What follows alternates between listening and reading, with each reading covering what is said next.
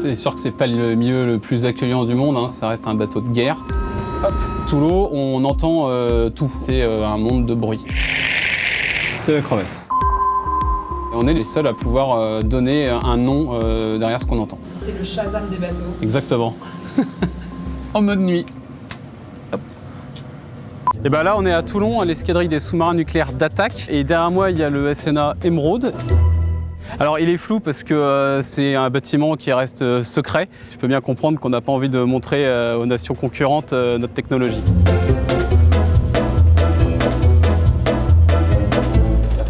J'ai 27 ans, ça fait 10 ans que je suis dans la marine et 4 ans que je suis au Rider.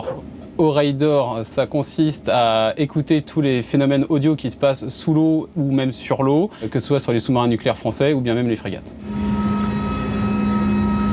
Donc là, c'est mon poste de travail, mon poste d'analyse, mon petit bureau exactement. Vu qu'on n'a pas de fenêtre, on ne voit pas ce qui se passe en dehors de tout ça, eh bien, on vient juste écouter tout ce qui se passe autour de nous, donc les différents phénomènes, à l'aide de sonars, des grosses oreilles, qui vont nous permettre de relever tous les signaux acoustiques présents. La mission du sous-marin nucléaire d'attaque, comme il porte bien son nom, c'est d'attaquer. Mon rôle est important à bord car on est les experts dans le domaine acoustique. On est les seuls à pouvoir donner un nom derrière ce qu'on entend. Hop. C'est confort? Alors c'est confort un temps, mais il fait vite très chaud. Là, il faut que tu t'imagines qu'ici, on est quand même très nombreux. Il y a vraiment du monde autour de nous, que ce soit sur les côtés ou derrière. Quand je dois donner le nom d'un bateau, le commandant il est juste derrière moi au périscope et il attend une réponse.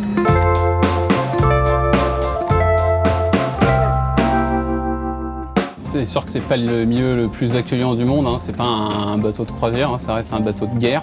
À savoir qu'il n'y a que 2 toilettes pour tout l'équipage dans tout le bâtiment, pour environ 80 personnes. Donc on a 2 salles de bain à bord, voilà, deux beaux éviers et puis une douche pas bien grande, mais bon, ça fait le taf. Derrière toi, c'est la machine à laver, le sèche-linge. Il n'y en a qu'une machine pour tout l'équipage.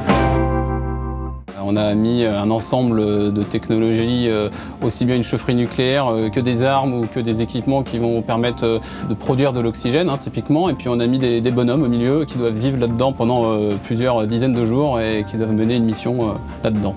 Là, on rentre dans la cafétéria, donc c'est là où on va manger et qu'on va pouvoir se distraire. Donc on peut accueillir entre 30 et 40 personnes pour manger. Quand je suis sous l'eau, la moitié de ma journée, je vais passer mon temps à travailler et l'autre moitié, je vais passer mon temps à faire du sport, à pouvoir lire, prendre une douche, manger, me reposer. Et là, tu es dans une des chambres principales, il n'y en a pas beaucoup à bord, on est 15 dans cette chambre. Il y a 3 personnes qui dorment là, jusqu'au bout, plus 2 encore au-dessus. On appelle ça une niche. Et là, par exemple, ça c'est ma niche, celle-là. Ça fait environ 2 mètres carrés par personne, c'est le seul espace de vie propre à nous. Quand on va se mettre dans notre lit, on tire le rideau et puis voilà, on est vraiment tout seul, tranquille. Ouais, c'est une intimité relative quand même. C'est ça, il y a toujours du passage.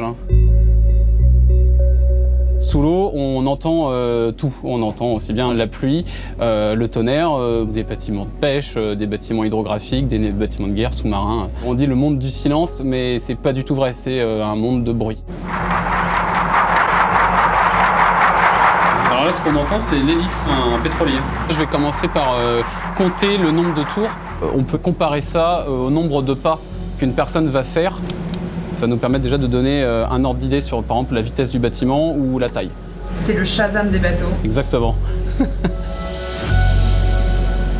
Le sous-marin, on sait que c'est censé être le plus discret possible, invisible. Et un sous-marin, ça fait quel bruit? Et un sous-marin, ça je peux pas dire. Alors là, le gros bruit qu'on vient d'entendre, c'est un tir d'un canon équipé sur une frégate ou un canon qui peut être à terre. Le pire bruit, c'était la crevette. Les bancs de crevettes claqueuses, ça fait énormément de bruit, ça fait plus de bruit que tout quasiment. Mais heureusement, il y a le chant des baleines qui est là pour apaiser un petit peu la situation.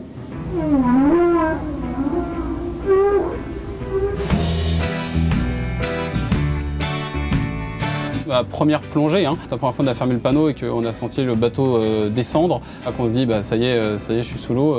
On ne peut pas faire machine arrière, c'est impossible, mais on se fait une deuxième vie au final.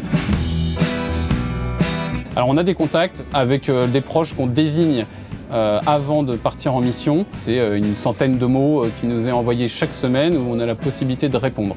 Bonne comme mauvaise nouvelle, tu peux tout recevoir? Pas bonne comme mauvaise nouvelle, ce sera uniquement de la bonne nouvelle. Genre tu peux pas te faire larguer quand t'es sur le bateau quoi. Non, c'est pas possible. Ou alors on le saura pas. C'est totalement un métier d'élite. Chaque année, le Sierra forme entre 3 et 6 riders. Et pour l'instant, il n'y a pas encore de femmes. Maintenant que les forces sous-marines s'ouvrent aux femmes, le métier de rider s'ouvre aux femmes également. Alors je vais prendre la caméra parce que c'est assez technique pour monter. Là, on est en passerelle tout en haut du massif du sous-marin. C'est un endroit qui est immergé quand on est en plongée, mais accessible quand on fait surface et tout le monde essaie de venir prendre une petite bouffée d'oxygène pur. Les photos, on n'a pas le téléphone, donc On en profite avec les yeux. on en profite avec les yeux, exactement.